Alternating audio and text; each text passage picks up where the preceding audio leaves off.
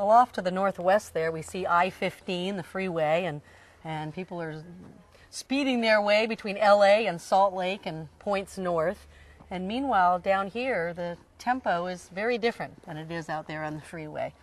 What's a typical day like in the life of a dairy farm? We milk 3 times a day, so that's 3 shifts. It takes them 8 hours to milk the cows. And when it's time to get milked, they're ready to go. They head right to the barn. They see the gate open up. And in that 8 hours, they'll fill this tank full enough that it's all that a semi can hold.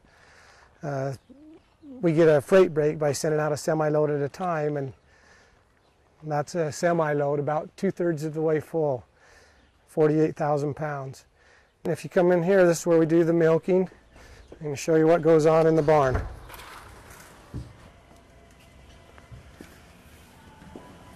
This is our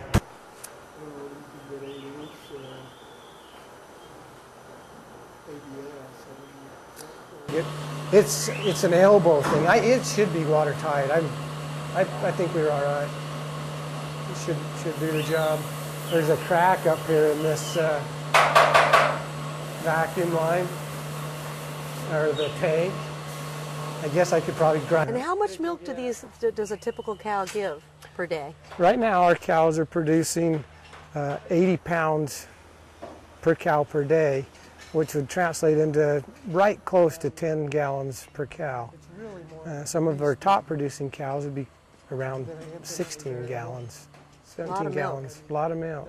Well, what impresses me, Robert, here we are, only an hour from Las Vegas, and on the other side we've got mesquite and all this development that's coming this way, and yet here you have this working farm. It's in southern Nevada. People don't think of dairy farms for southern Nevada, and yet you've got it here. You've got a day-to-day business and your livelihood. So I would think everybody would want to come and have a tour.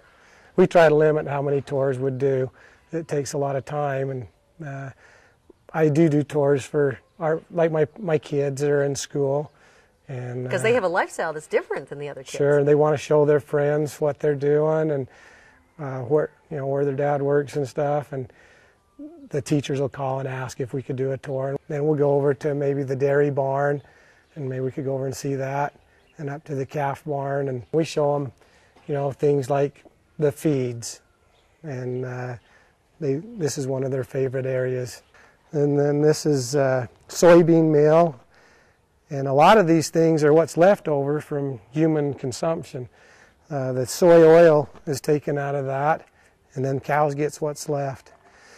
And then this one's cottonseed. They take the cotton out, make our clothes and things, and there's a little seed in that with a little bit of lint around it, and that's one of their a favorite feed of cows, actually, and a very good feed.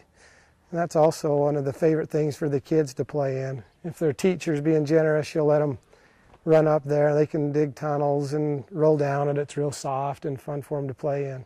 On this dairy, the size we are, the cows get about $20,000 worth of vitamins and minerals every month.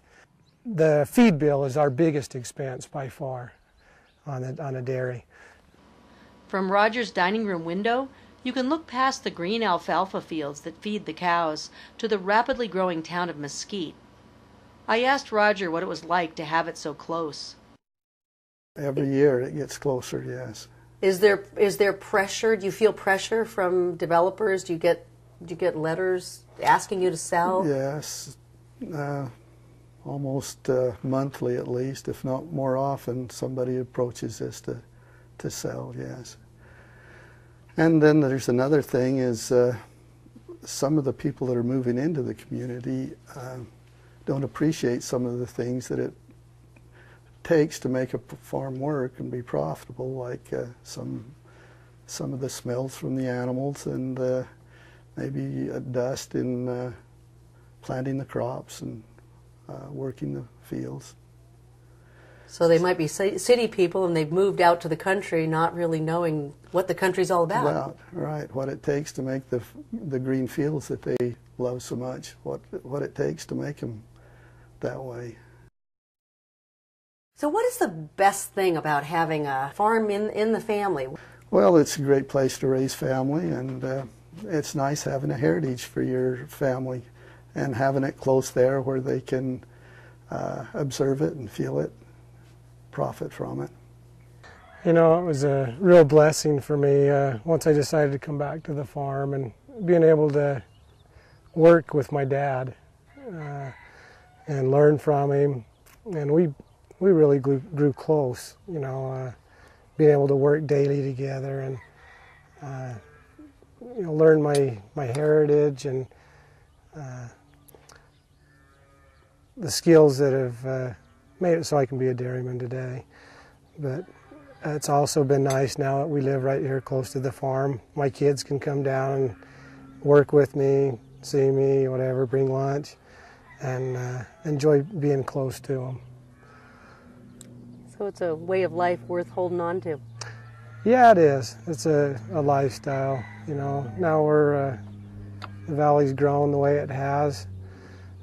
Property values are high. There's probably other ways to make money, but I definitely feel, I don't know if an obligation is the right word, but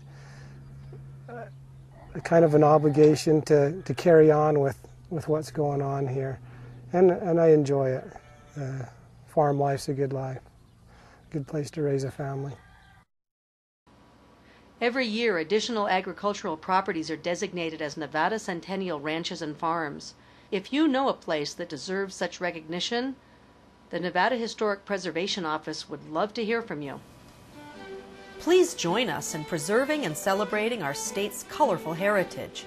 Call 775-684-3448 or visit us at nevadaculture.org.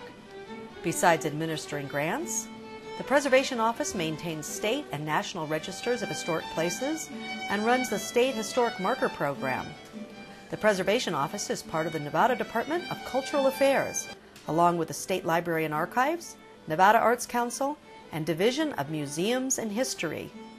Through these agencies, the state of Nevada offers a wealth of cultural programs for residents and visitors alike.